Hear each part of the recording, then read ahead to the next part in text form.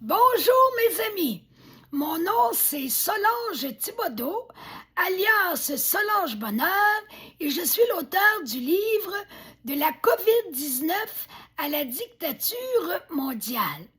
Hier, je vous expliquais pour terminer qu'Albert Bourla, PDG de Pfizer, explique dans la vidéo en fin de paragraphe que la peur est la principale raison qui justifie le refus de l'injection chez certaines personnes.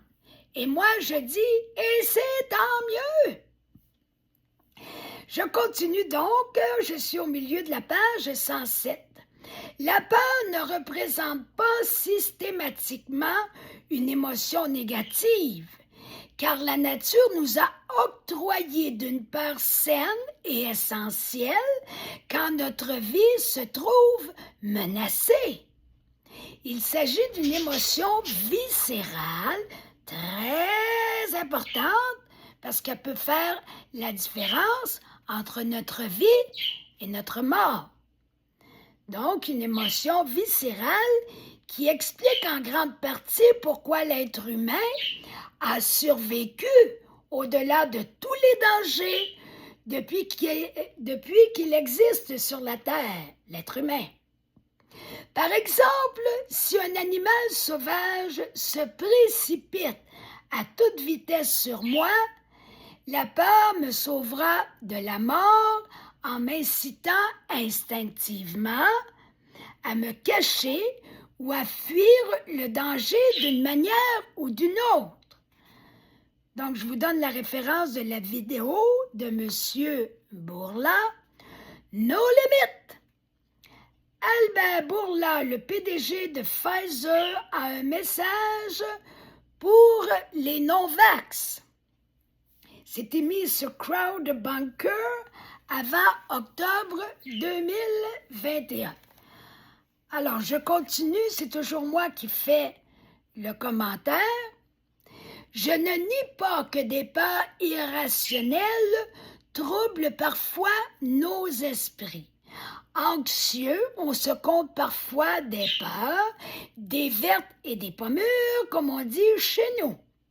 Dans cette éventualité, nous sommes appelés à les dépasser, ces peurs irrationnelles. Devant ces deux possibilités, une peur rationnelle protectrice et une autre irrationnelle et perturbatrice, c'est pas pareil, hein? Une distinction reste à établir. Suis-je affecté par la première ou la deuxième? À partir de la réponse obtenue, une juste décision se prendra. Ce discernement concernant la nature exacte de notre peur nous conduira à agir en conséquence. Ne pas s'arrêter à l'identifier correctement risque de compromettre notre avenir. C'est énorme quand même. La peur de l'injection COVID est tout à fait rationnelle, selon moi, étant de spécialistes, de médecins, de sommité mondiale, et doit donc être prise en compte. En voici quelques raisons. Ces injections mises sur le marché ne respectent pas le temps que nécessitent obligatoirement les étapes d'évaluation de l'efficacité et de la non-dangerosité d'une injection médicamenteuse. C'est pas moi qui le dis, c'est les spécialistes de la question. Et écoutez bien la pensée que voici sur le fait du temps obligatoire que nécessitent les étapes d'évaluation de l'efficacité et de la non-dangerosité d'une injection médicamenteuse. Le temps ne respecte rien de ce qui se fait sans lui. Ça prend le temps que ça prend. Il fallait laisser la chance à ceux qui connaissent ça d'évaluer le produit. Le temps ne respecte rien de ce qui se fait sans lui. On l'a vu avec les conséquences de cette injection-là. On le voit encore aujourd'hui, le 1er mars 2026, et on va encore le voir. Parce que malheureusement, des malades à venir et des décès à venir, il y en aura encore consécutivement à l'injection COVID. Selon les plus grandes sommités mondiales en la matière, l'injection à ARN messager ne représente pas un véritable vaccin, car elle ne correspond pas à la définition précise du terme. En effet, elle n'empêche pas la contamination ni la transmission du virus. À partir de 5 minutes 07 secondes, écoutons dans cette vidéo ce qu'en déclare une sommité mondiale dans le domaine qui nous intéresse. Vidéo, interview de Christian Perron sur CNews sur la crise COVID et les vaccins. C'était placé sur YouTube le 21 novembre 2021. De plus, cette injection, en tant que substance absolument nouvelle, n'a jamais été expérimentée chez l'être humain. Par conséquent, ses effets à plus ou moins long terme nous demeurent partiellement inconnus, alors qu'on sait qu'ils ont voulu vacciner la Terre entière et qu'il y en a déjà 2/3 de l'humanité qui ont pris minimalement une injection. C'est affreux, c'est terrible. Cette totale nouveauté modifie en profondeur la réaction de notre système immunitaire inné par un changement significatif qui diminue son efficacité.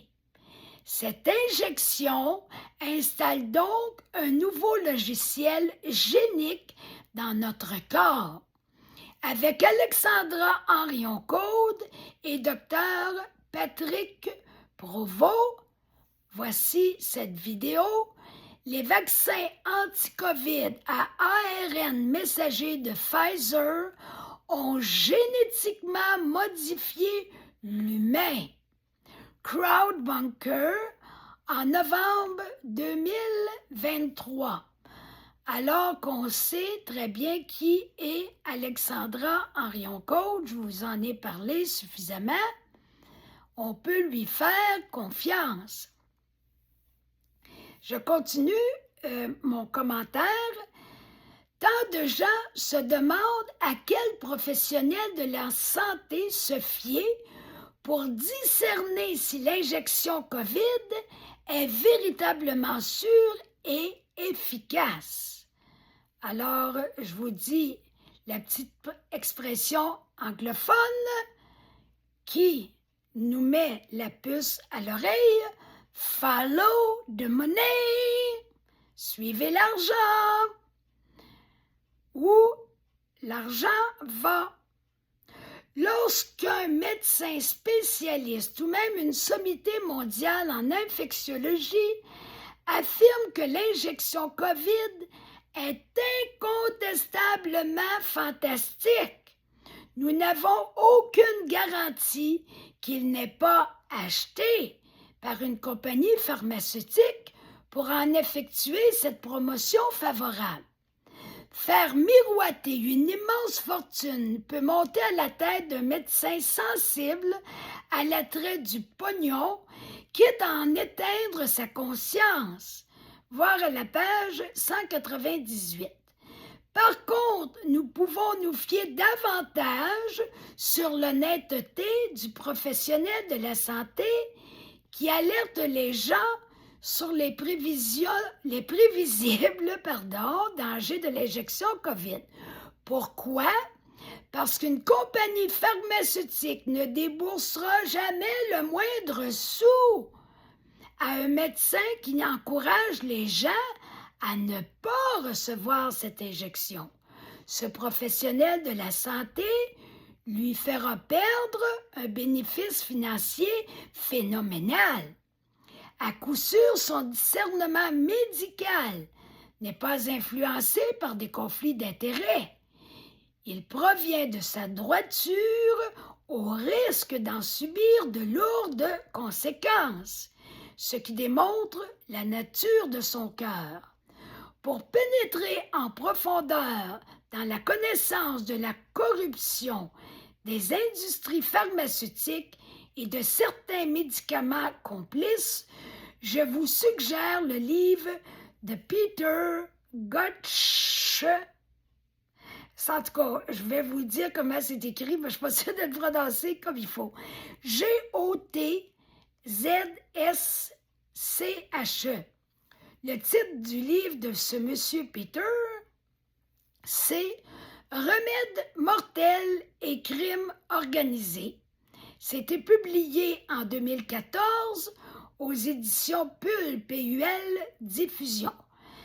Préparez-vous à tomber sur le dos. J'ai commencé à lire, j'ai arrêté parce que j'étais plus capable. C'était trop dur émotionnellement. Alors, je vous laisse sur ce commentaire et on reprend demain. Avant de vous laisser, n'oubliez pas de liker ma vidéo, de la partager, de toutes les partager, idéalement, de vous abonner à ma chaîne et écrivez-moi à solangebonnheur60@gmail.com pour vous procurer mon livre en format numérique ou en format papier et je vous donnerai toutes les informations nécessaires pour le faire. Alors à bientôt, bonne fin de journée!